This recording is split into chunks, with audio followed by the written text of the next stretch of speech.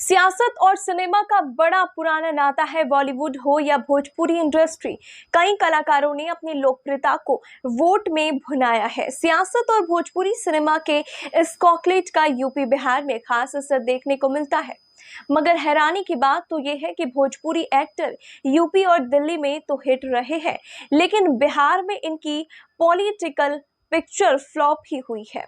अब जब बिहार विधानसभा चुनाव सिर पर है तो कई भोजपुरी कलाकारों की चुनावी रण में उतरने की चर्चा तेज हो गई है। भोजपुरी सिंगर रितेश पांडे ने तो प्रशांत किशोर की पार्टी जनसुराज का दामन भी थाम लिया है।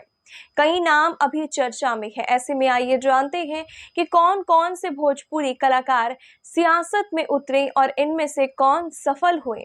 यह भी जानने की कोशिश करेंगे कि इनके हिट और फ्लॉप होने की क्या वजह रही है।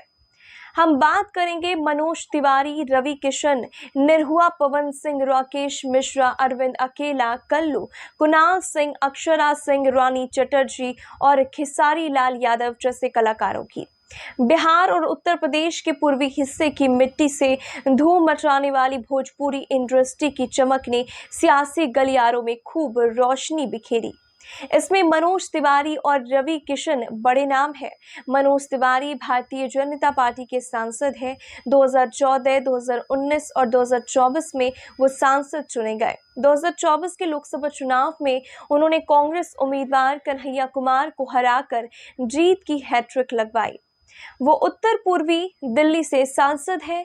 दिल्ली की सियासत में वो बड़ा चेहरा है। पूर्वांचल के वोटों पर उनकी अच्छी पकड़ है।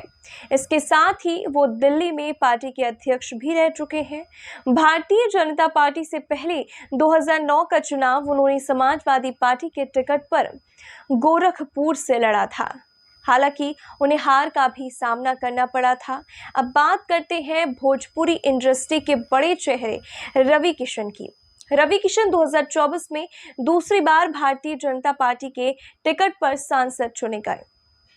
वो उत्तर प्रदेश की बीबीआईपी सीट गोरखपुर का संसद में प्रतिनिधित्व करते हैं। बीजेपी से पहले 2009 में उन्होंने जैनपुर से कांग्रेस के टिकट पर चुनाव लड़ा था। हालांकि इसमें हार का सामना करना पड़ा था। इसी तरह भोजपुरी स्टार दिनेश लाल यादव निरहुआ ने भी सियासी पारी खेली। वो भारतीय जनता पार्टी के टिकट पर चुनाव लड़े और संसद पहुंचे। वो आजमगढ़ से सांसद रह चुके हैं।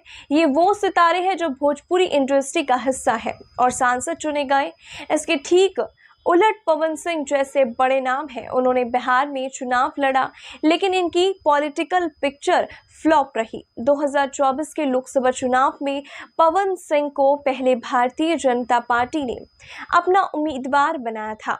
हालांकि बाद में उनकी सीट बदली गई तो उन्होंने निर्दलीय चुनाव लड़ने का फैसला किया, मगर वो अपनी लोकप्रियता को वोट में कैश कराकर संसद तक पहुंचने में नाकाम रहे। उन्होंने काराकाट लोकसभा सीट से किस्मत आजमाई थी। अब बात करते हैं खेसारी लाल यादव की। खेसारी ने वैसे तो कोई चुनाव नहीं लड़ा, लेकिन वो राजनेताओं के नजदीक देखे जाते हैं। इस लिस्ट में एक नाम है कुणाल सिंह का, जो कि 2014 की लोकसभा में पटना साहिब सीट से चुनावी मैदान में उतरे थे। हालांकि उन्हें भी हार का सामना करना पड़ा था। भोजपुरी इंडस्ट्री की चर्चित एक्ट्रेस अक्षरा सिंह ने भी सियासत में एंट्री की।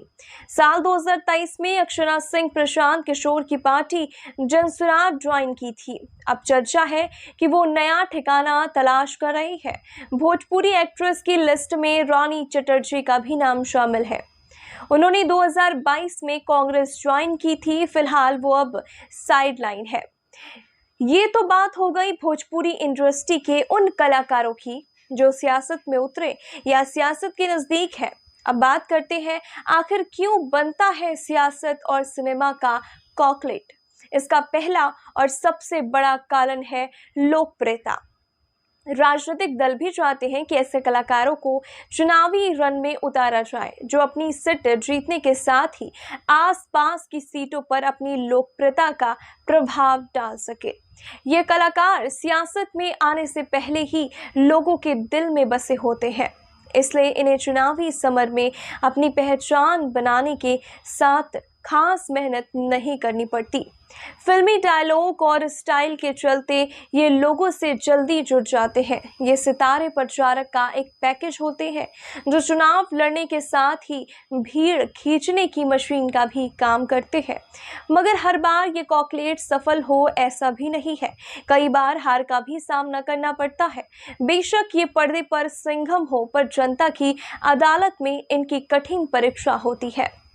अब आगामी बिहार विधानसभा चुनाव में कौन सा सितारा अपनी किस्मत आजमाएगा और सफल होगा, ये तो आने वाला वक्त ही बताएगा।